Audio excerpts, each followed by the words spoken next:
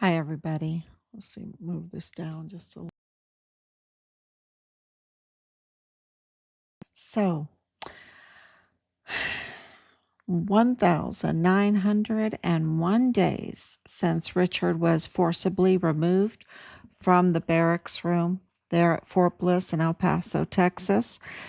And he was taken to a room that was soundproof, and his life was taken from him. His body was stolen, it was dismembered, and it was trafficked across the border to Mexico. And we believe, because of the evidence that we have, that partial remains are at the Plenitude Crematorium.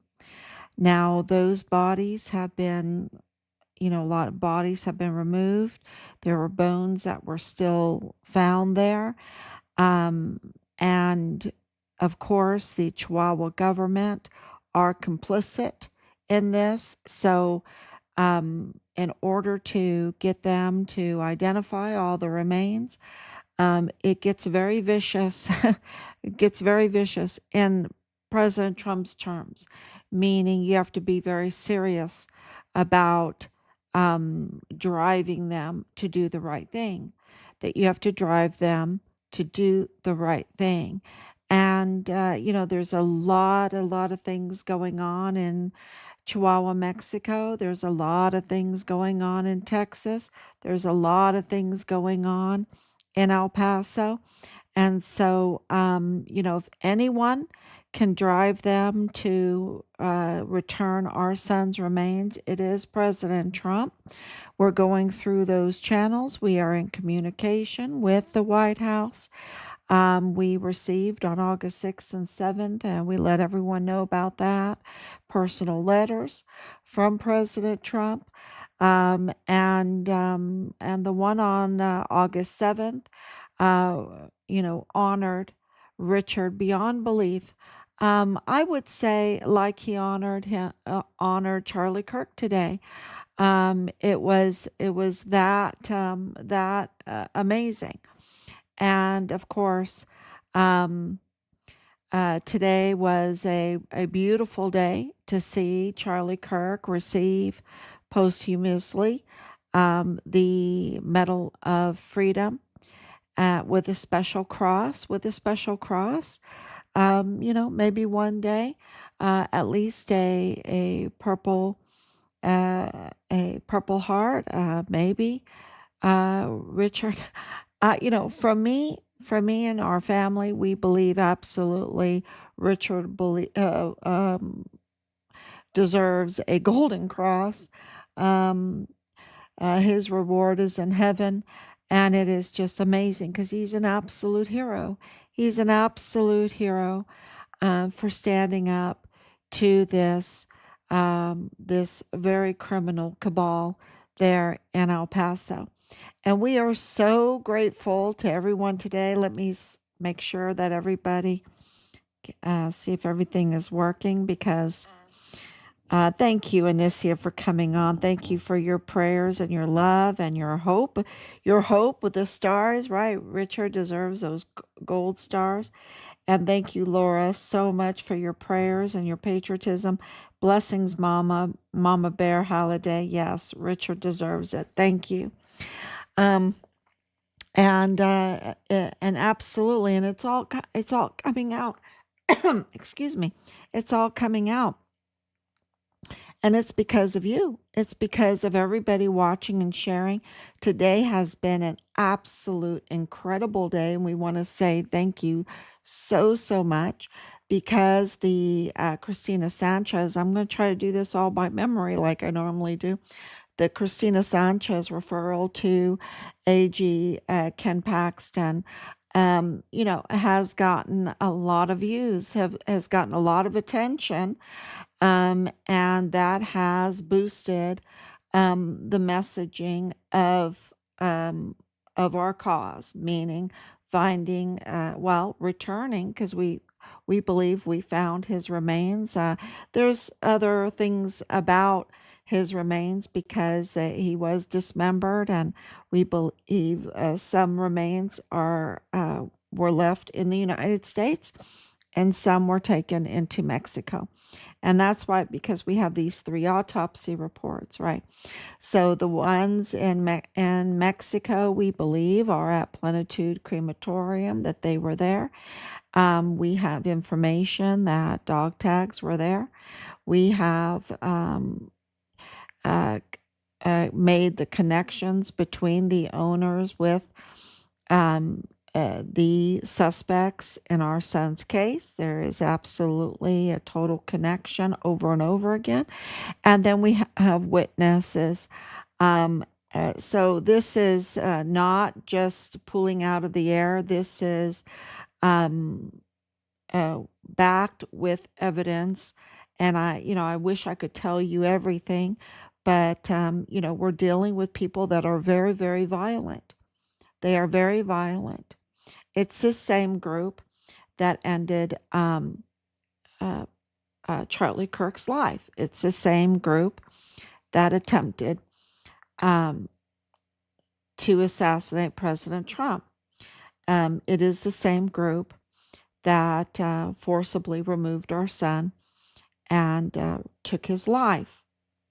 So this is, so I have to be protective of those that have shared information, because, of course, we have a new sheriff in town, right? For about 10 months now, we've had President Trump, and he has done so much with the funding and the designations and identifying the crimes, and also driving, even in Mexico, the media to report on the Plenitude Crematorium. That is, because in Mexico, the media is ran by the very criminals that are complicit in this criminal trafficking and this disaster that's going on in Mexico.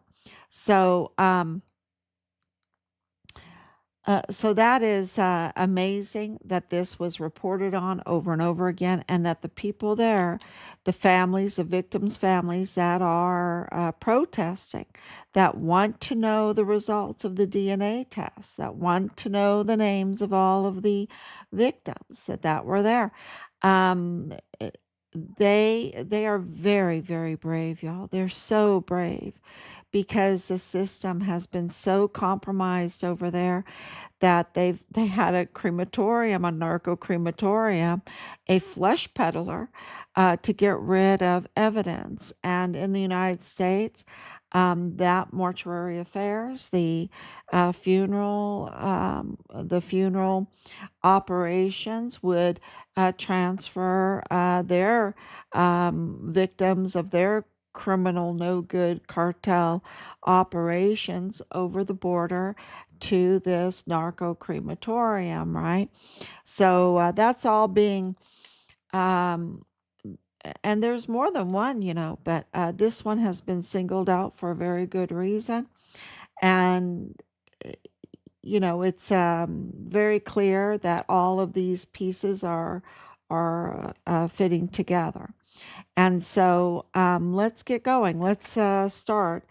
Um, Today, I really want to talk about the 2 posts that are really getting a lot of attention for very, very good reason. And one of them is the fine dining between the county judge Ricardo Samaniego with the owner of the Plenitude Crematorium. They call him the flesh peddler. Okay, that's what they call him, because he was,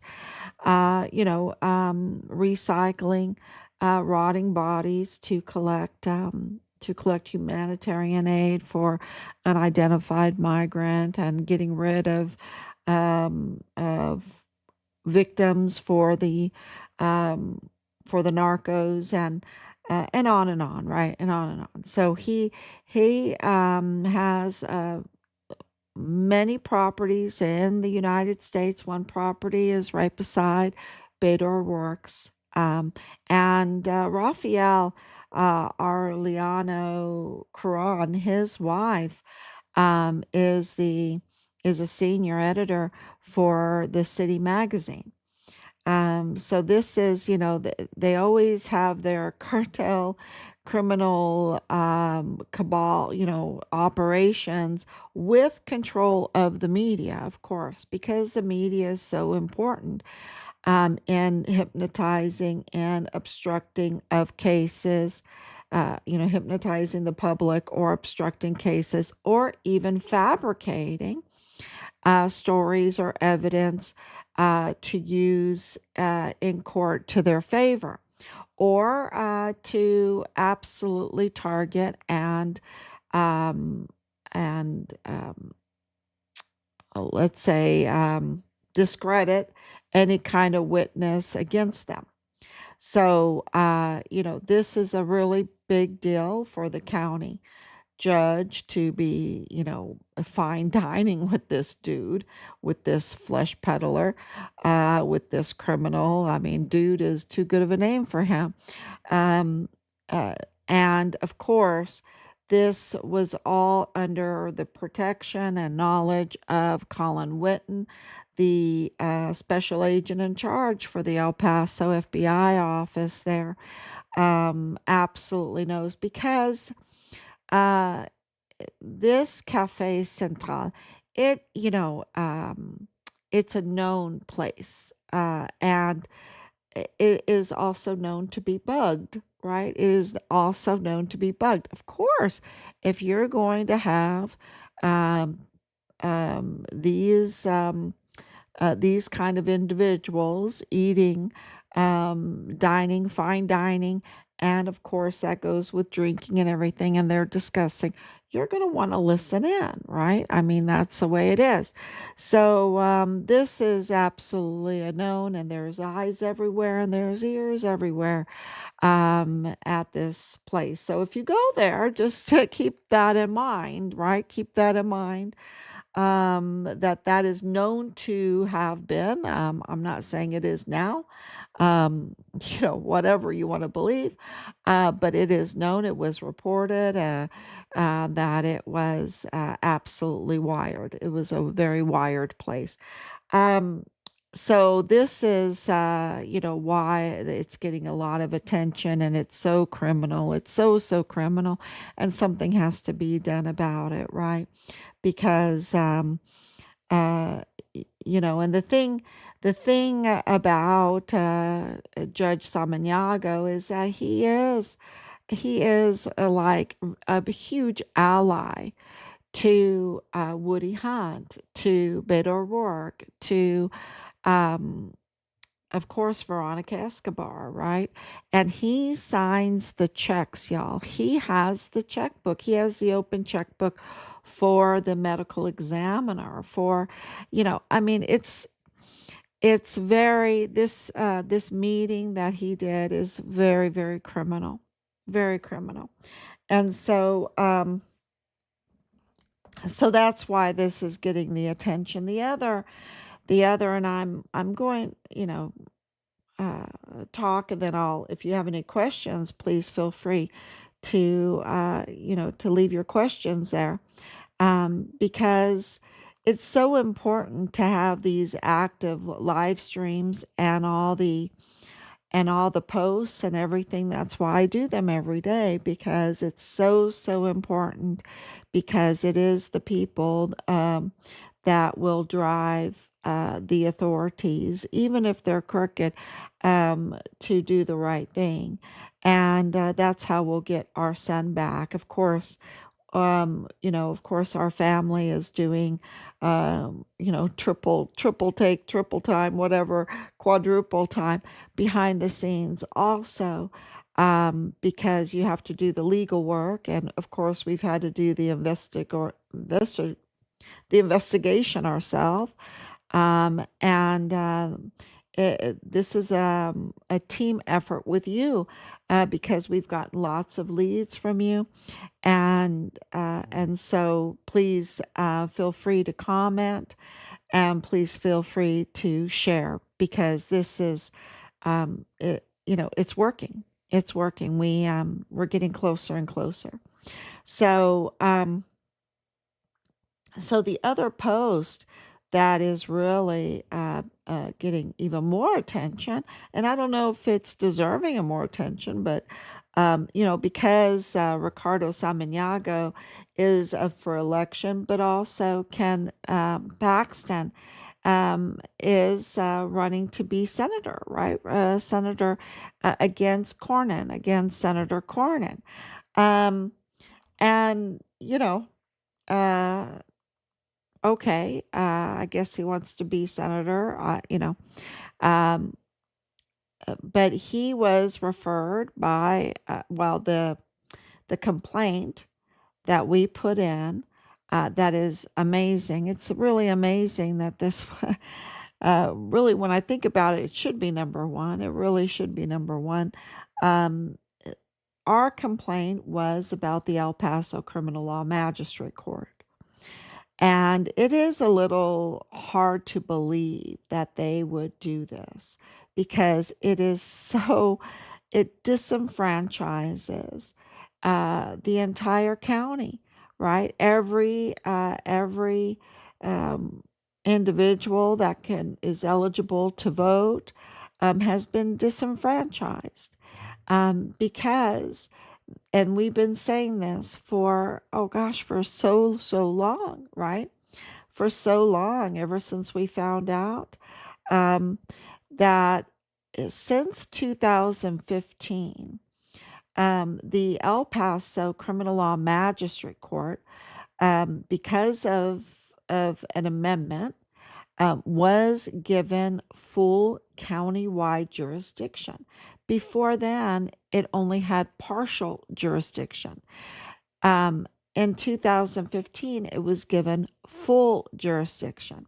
Well, that changed everything because if you're a partial jurisdiction of a county in the state of Texas, you can have appointed judges. But if you have full jurisdiction, those judges must be elected. And that's in the Texas Constitution. Okay, that's in the Texas Constitution. So that's very, very important. And we've laid that out for everyone and spoke to all, very important people about this.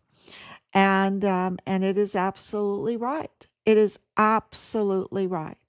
And the letter that we received from Christina Sanchez, the county attorney, she admitted that they had a lot of conflicts of interest, that she could not address this huge problem, and that she referred this complaint to Attorney General Ken Paxton. So, and we've been on this. We have written letter and letter. I mean, it's just the other day, yesterday, I believe yesterday, the day so much happened. I don't know. I think it was over 100 different letters. Let's just say addresses that got letters. I mean, it's you have to be on this all the time. And so, matter of fact, I was just thinking I need to write a note about an open records that I forgot to tell my husband, and let me write this down that he needed to respond to. So I had to write it down real quick because there's so much going on that if I don't write it down right away, I'll forget it again, right? I'll forget. And there is just a lot of requests for open records. And then when we identify the crimes, then we have to record it and we have to file it. And with all of that, because Richard's case is so big and involves so many agencies, it always matters to our case. It always matters to our case. Everything that happens in El Paso matters to Richard Halliday's case because Richard's case is so entwined with the Walmart mass shooting, because he came first. He came first. His whistleblower complaints came first. So people think of Richard as, a murdered soldier, right? He's a murdered soldier in the line of duty, a hero, a hero. But don't forget, he was a whistleblower first, and uh, he recorded and he filed reports, and he was in communication with multiple agencies. And so this is all documented. So uh, why wasn't it reported on, right? Why wasn't it reported on? And why weren't we told about it at the very beginning? Because they wanted to hide it. And who wanted to hide it? Well, it would be the likes of Sylvia Borunda Firth, Penny Hamilton, Jaime Esparza, and many more, and many more. And Sylvia Borunda Firth has a huge role in this. Okay, she is, um, she sits on the El Paso uh, Community Foundation Board of Directors. Okay, she's a director on the board of directors for the El Paso Community Foundation, which is owned by the power broker Mormon faction power broker there. That's up to no good, cartel tied Woody Hunt. Um, and he has, it's huge, right? Um, the influence is huge. It, just look it up. It's just blows your mind. He has a huge influence. And the sitting on the board as a director for the El Paso Community Foundation has huge influence, okay? And of course, that's the parent company of El Paso Matters. So you can influence, if you're a director on that board, you can influence El Paso Matters, the media. So that is huge. At the same time, she is a commissioner on the State Commission on Judicial Conduct, overseeing the judges in Texas. In Texas, so any judge that is a political hindrance to her allies, right? Her loyalty, she can go after. She can weaponize um, that. So she has a huge conflict of interest there. Now, she was the city attorney, and she, of course, had violations there, right? And she was then she was the president of the state bar. Right, she was a president of state bar. She also sits on the El Paso bar. I mean, and her family owns El Diario, okay, the Spanish speaking media, right, over in Juarez, and also El Paso. And so she has this huge influence. And of course, her sister with the lawyer and her husband, Victor Firth, and all of the, and you can, I posted it all up. You can read all of the conflicts of interest. But the point is she has proven herself to be compromised. She has proven herself to be corrupt over and over and over again. Okay. And now she, this group that she is in, this criminal group, includes Penny Hamilton. Okay. Penny Hamilton is, very involved in the Walmart case and very involved in Richard's case. And the problem with that is that she has no authority. That's why this referral by Christine Sanchez of our criminal complaint that is just absolute concrete Texas Constitution to AG Paxton is so important. And that's why it's getting so much leverage, so much attention right now, because it absolutely involves Penny Hamilton sealing the Walmart case, right? Which means sealing the time period, anything to do with Richard's whistleblowing.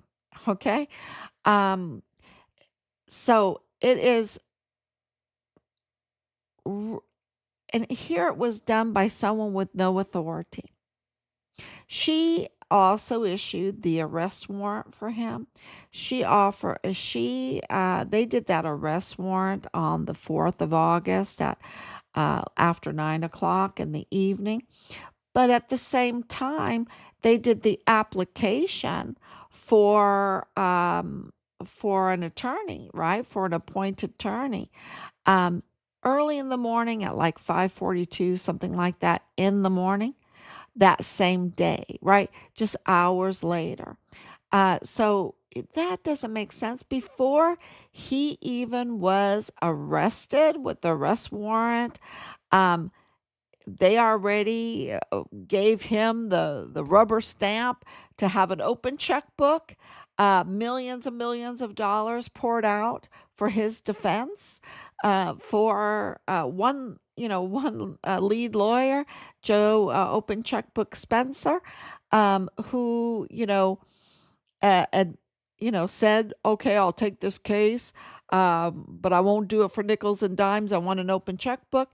And he said that before he got that. So that means sometime in between the shooting and 5:42 a.m. on a Sunday morning, he was contacted by who? Sam Madrano and Judge Guadarrama.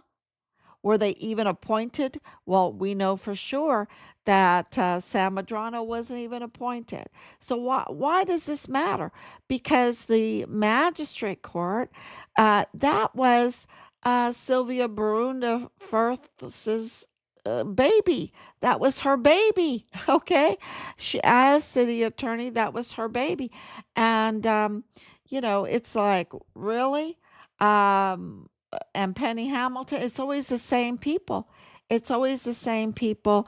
And the evidence shows that they had predetermined. This was orchestrated. They had, known what they were going to do. Everything's out of order, very quickly done. The arrest warrant is quickly done. Of course, the application without looking into his family. He's from a very wealthy family, and and it's 000, zero, like he has nothing, nothing in his cup at all.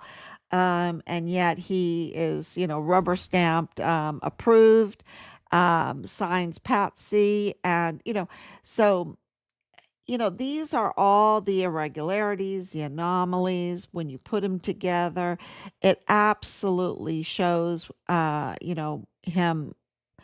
Uh, the whole case is staged and orchestrated, except for those that died, right? Except for those that died. And that's why we have absolutely taken the time out to make these videos and all the memes and everything, which is, really time consuming, right? It takes a lot of time to ask who killed Maria, who killed um, Alexandra Hoffman, who killed the Anchondo couple, who, um, you know, it's just, and you can go Memo Garcia, who killed Memo Garcia, because Memo Garcia, our information that we got said Patrick Crucius didn't shoot him. It wasn't him.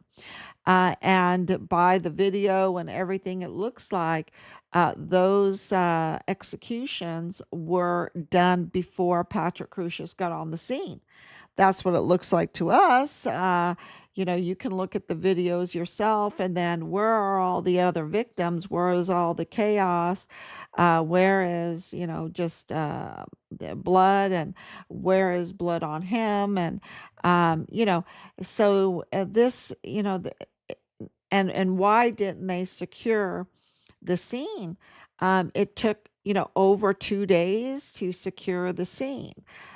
This is shows, if they didn't even secure the scene, it tells, like, okay, Penny Hamilton is putting out the arrest warrant, and I mean, everything is in chaos, and yet they're doing the application for appointed counsel already for an open checkbook. They're just so greedy for the money, right? I mean, it just shows you how greedy they are for the money. Um, and then, and you have Sylvia Borunda Firth, um, and then as time goes on and she's sitting on the commission, uh, you know, what's going on with Sam Madrano? He violated so many things with this gag order. And do you remember what they put us through? It was just so illegal. Everything was so illegal. And we filed and filed, and she's protecting him. And then the latest one is he's letting a repeat offender of the worst type of crimes against children, William Molinar, who is the baby daddy for Amber Chase, and Amber Chase is up to no good too. Just go walk free when he um, did the most horrible things to a child over and over again, and he's a repeat offender.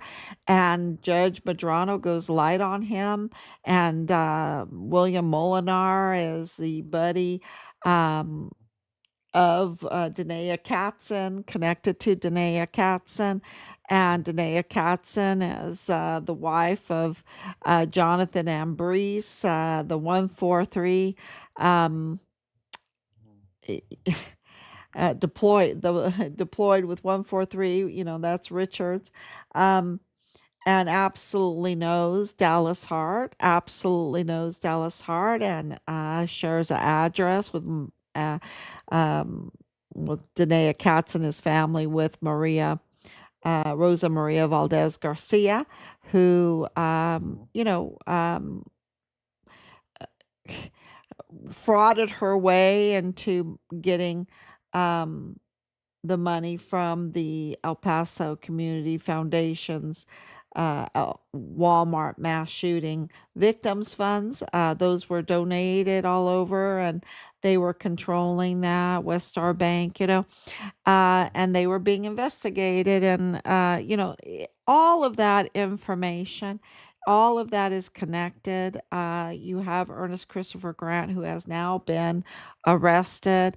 And of course, Rosa Maria Valdez Garcia knows Leilani Hart, and Leilani Hart was getting her mail at Dreams Cabaret, and hundreds of thousands of children are, trafficked. And now it's come out that the 40 children at a time were dropped at a strip joint. Oh, Dreams Cabaret is a strip joint, and a vacant lot. Oh, right next to a vacant lot. Oh, right next to Texas Department of Public Transportation, and the FedEx there that we know wasn't up to no good.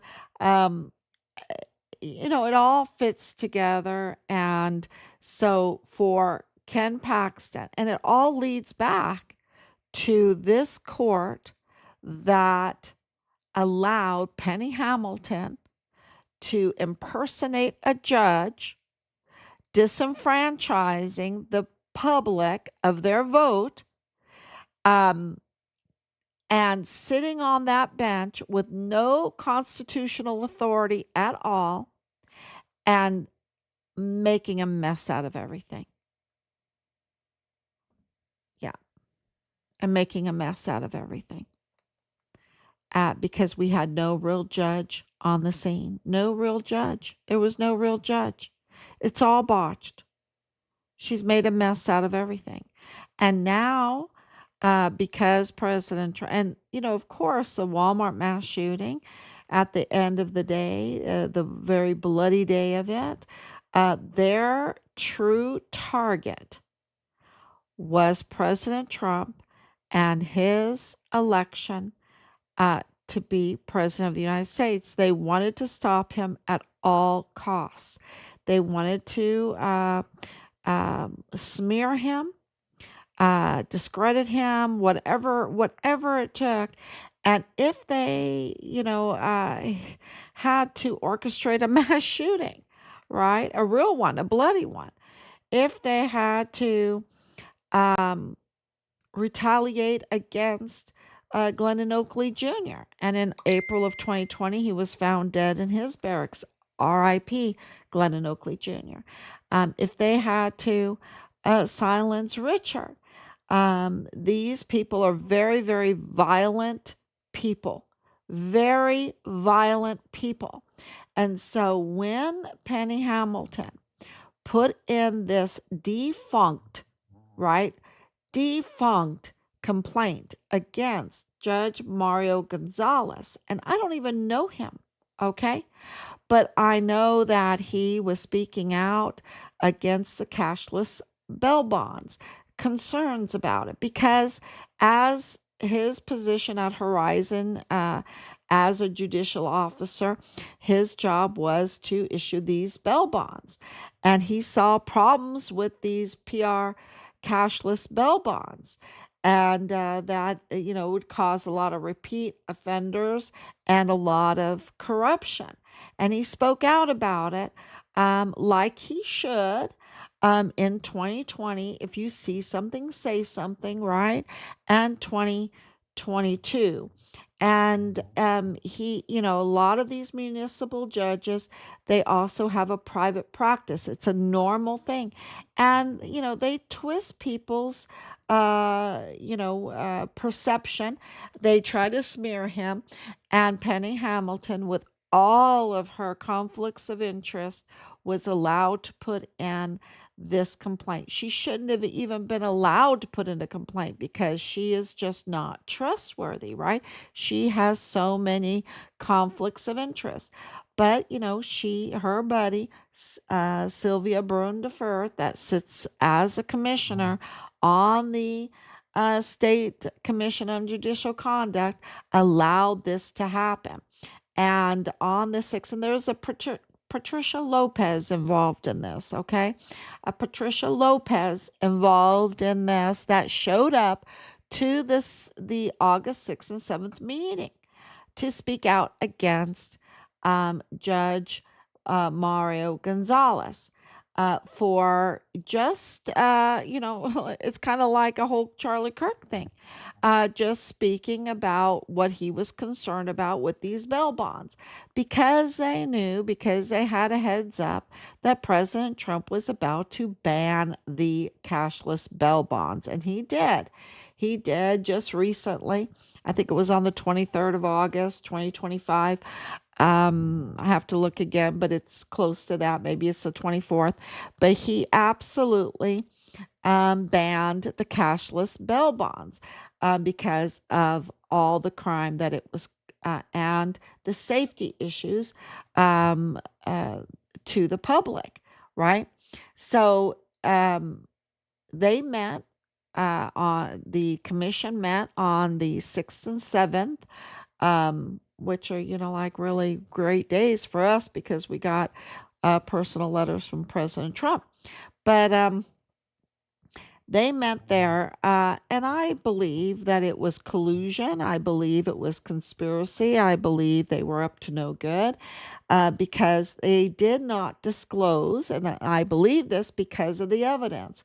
They did not disclose that Penny Hamilton was under investigation, that Penny Hamilton and this letter, this referral, this to the AG is absolutely evidence of that, right? That she is under investigation, that she has been referred to the Attorney General Ken Paxton.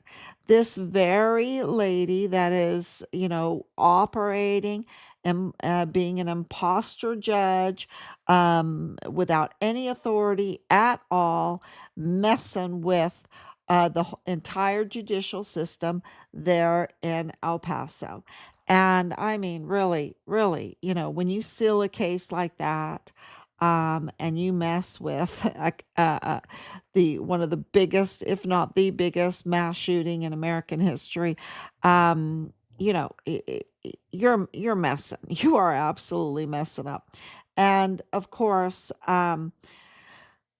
the many other conflicts of interest that Sylvia Borunda Firth has with the media.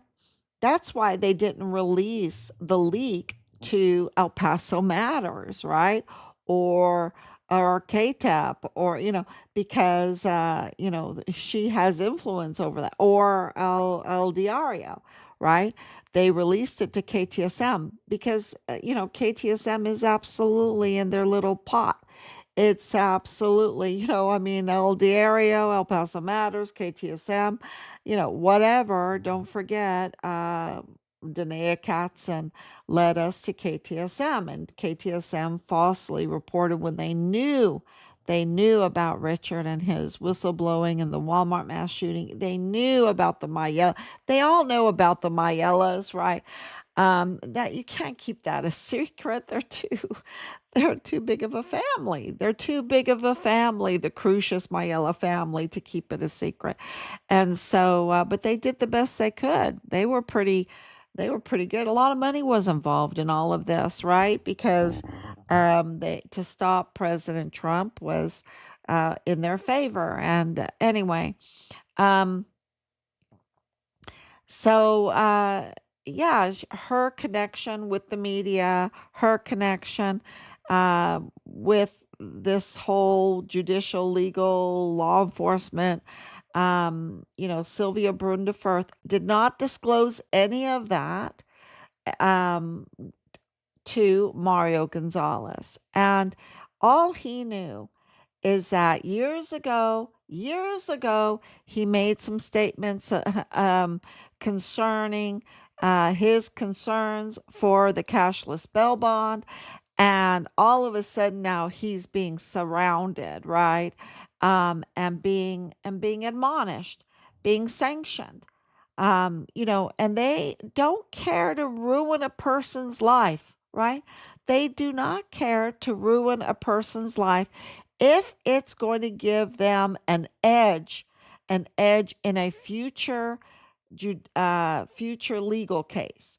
And the future legal case that I'm talking about is the challenge to the ban on bail bonds executive order by President Trump. And so Mario Gonzalez, I don't know if he knew this, but he was the prophet. He was the hero, the witness, um, corroborating President Trump's uh, ban on bail bonds. And so that was a very weak point if they wanted to challenge, and they do, um, the EO, the executive order of President Trump, and the ban on bail bonds. They would have to get rid of the witness or discredit him. And so this is why they don't care to ruin somebody, to smear somebody. They did that to Richard, and Richard is sparkling clean. He is, they had nothing to smear. He's a hero, and they absolutely attempted it anyway. And that's what they did to Mario Gonzalez. So we're very concerned for his safety because these people get very violent. They stop at nothing, at nothing. And so, this is, um, uh, do I think that he's in danger? I, I don't know. I don't think so. I hope not. But I'm concerned for his safety because they've targeted him. And look at what they did to Richard. Look at what they did to Richard. And don't forget, Glennon Oakley Jr. was retaliated against. So, oh my gosh, I mean, he was crying just the next day, even as a hero.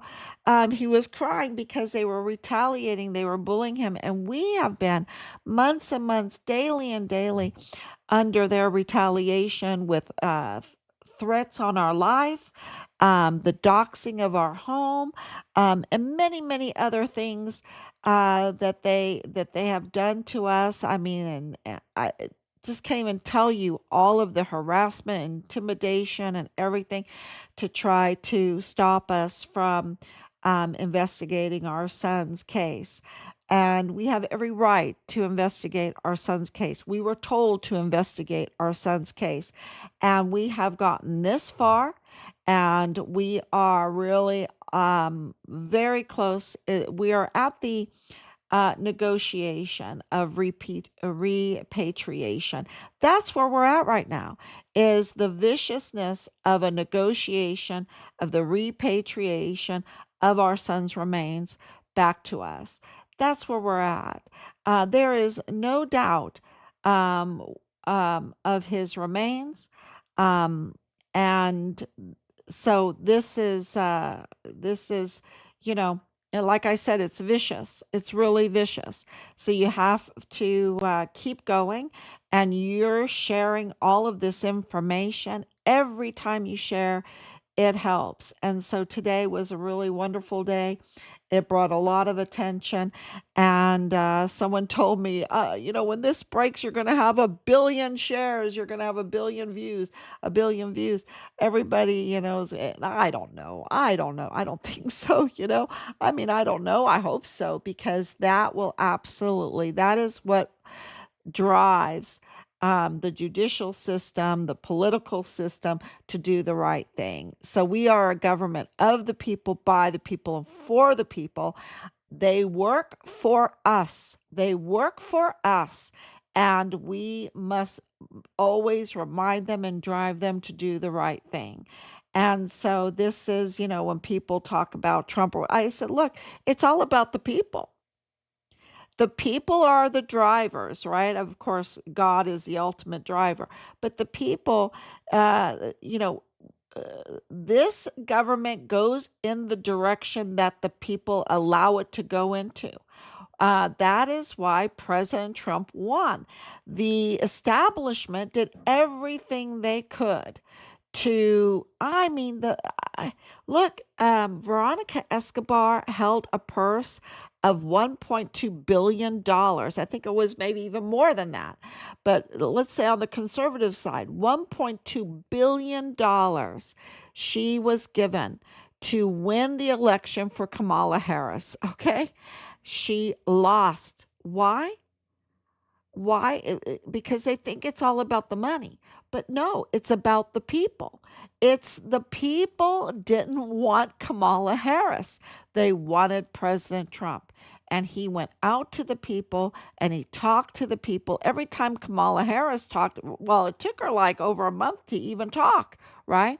And then when she talked, the people didn't like what she had to say, right? They didn't like it. And President Trump um, absolutely went to the people. He told them what he was all about, and they voted for him. And even with all of the shenanigans, and there's a lot of shenanigans with the voting, a lot of shenanigans. Even with all the shenanigans, he won overwhelmingly. He won a majority of everything. He got a mandate. He got a mandate. It was just so incredible. And so, yesterday couldn't happen. The last few days couldn't have happened. This peace deal, this first step to a rebuilding of Gaza. Um, just everything happening right now. The everything happening in Juarez. He is fundamentally changing Juarez and Chihuahua, which is Mexico, but because he knows that he must control Texas because and bring Texas back to um, being legal, being law abiding, being Americana. He needs to bring Texas back to that. It's been compromised. We have overwhelming evidence that it's been compromised. El Paso is the front door to the United States. It's Texas, and he knows that. He knows all the he knows all of this. We've been in communication. He knows all of this. So, and as Texas goes, so goes the United States, so goes the world. That is so true. And so this is very, very important to him. So if you think that Israel was important or the Middle East, all the Middle East countries were important to him, that is nothing compared to El Paso. That is nothing compared to El Paso. As El Paso goes, so goes Texas. As Texas goes, so goes the United States. As United States goes, so goes the world. That's how important El Paso is. And I didn't realize that. We didn't realize that for a long time until evidence and evidence piles up and you realize the amount of money that goes into controlling every agency that's in El Paso, in the Western District. If you see what's happening, the attack on Homan happened in the Western District of Texas.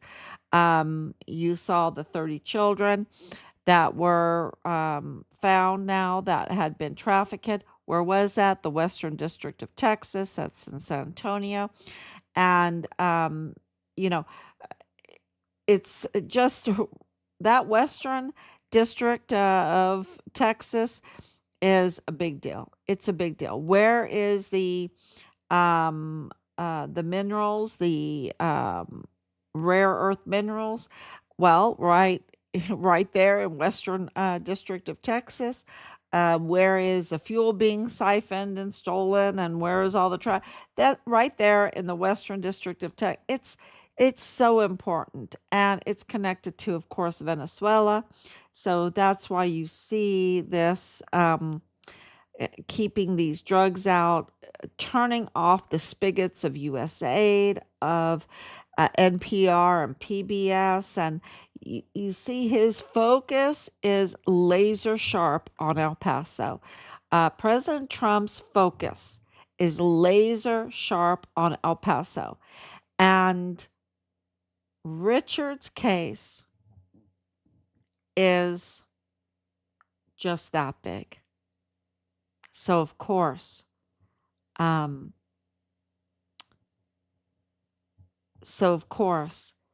uh, his remains are the focus. Are the focus. He's a U.S. Army soldier, of course, and he is absolutely the commander in chief, and he's focused on making the military great again, strong again. And he is the biggest cheerleader for our military. And you see that Pete Hegseth is really upping the standards, really with really with the way he needs to do it as a leader, which will help the standards of the entire United States.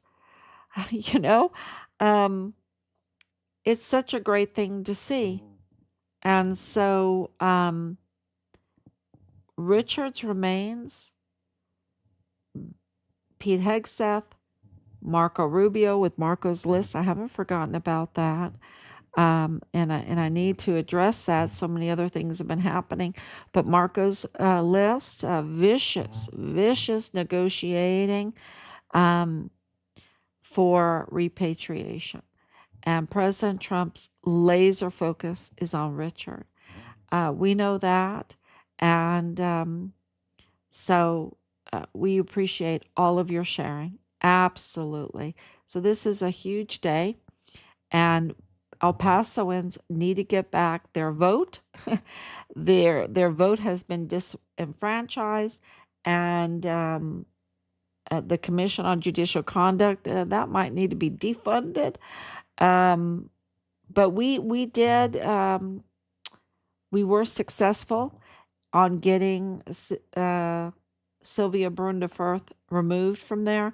She was supposed to be there until 2029. That's not going to happen now. I think it's really soon. Really soon she is done.